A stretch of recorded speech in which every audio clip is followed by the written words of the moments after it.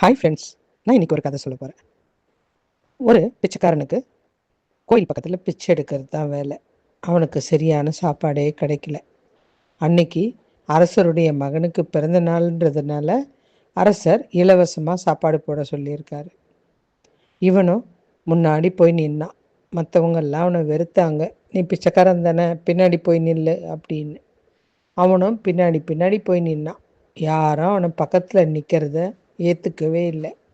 அவனுக்கு ரொம்ப கஷ்டமாயிடுச்சு. இப்படி சாப்பாடு வாங்கி நம்ம சாப்பிட்ணுமா, நமக்கு தேவையே இல்லை அப்படின்னு அவன் அங்கேருந்து போயிட்டு அந்த கோவிலோட கோபுரத்தை நிமிர்ந்து பார்த்தான்.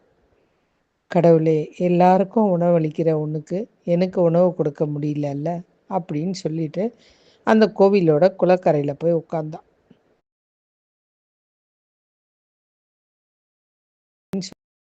கொடுக்க முடியலல்ல அப்படின்னு சொல்லிட்டு அந்த கோவிலோட குளக்கரையில் போய் உட்கார்ந்தான். அப்படியே அழுக வந்துச்சு. பிச்சைக்காரனா பிறந்தது என்னுடைய தப்பா அப்படின்னு நினச்சி அழுதான். நீ தானே என்னை படைச்ச அப்படின்னு சொல்லி நினச்சிட்டே இருக்கும்போது அவனுடைய தோள் மேலே ஒரு கைப்படுது. அவன் யார் அது அப்படின்றான். நீ சாப்பிட்லையா? ஆமாம், மகாராஜா எல்லாருக்கும் சாப்பாடு போட்டார், என் வயிறை மாத்திரம் காய வச்சுட்டாரு அப்படின்னா. அப்படி நினைக்காத, நீ எந்திரிச்சு வா, நான் உனக்கு சாப்பாடு தரேன் அப்படின்னு சத்தம் கேட்டதுமே அவன் தண்ணியில் பார்த்தா அவன்கிட்ட பேசிகிட்டு இருந்தது மகாராஜா தான். அவனுக்கு உடம்பே சிலிர்த்து போச்சு. உடனே எந்திரிச்சு, ஐயா, நீங்கன்னு தெரியாமல் நான் தவறாக பேசியிருந்தா என்னை மன்னிச்சிடுங்க. இல்லைப்பா, எல்லாருக்கும் உணவு கிடச்சி உனக்கு கிடைக்கலன்னும் போது என் மனசு கஷ்டமாக இருக்குது அப்படின்னு அவனை தேரில் உட்கார வச்சு தன்னுடைய அரண்மனை கூட்டிகிட்டு போய் வகை வகையான விருந்துகளோட அவனுக்கு நல்ல உணவை கொடுத்து உடைகளும் கை நிறைய பொற்காசை கொடுத்து, இனி உனக்கு எல்லா பிரச்சனையும் சரியாயிடுச்சு, நீ நல்லா இருப்ப அப்படின்னாரு.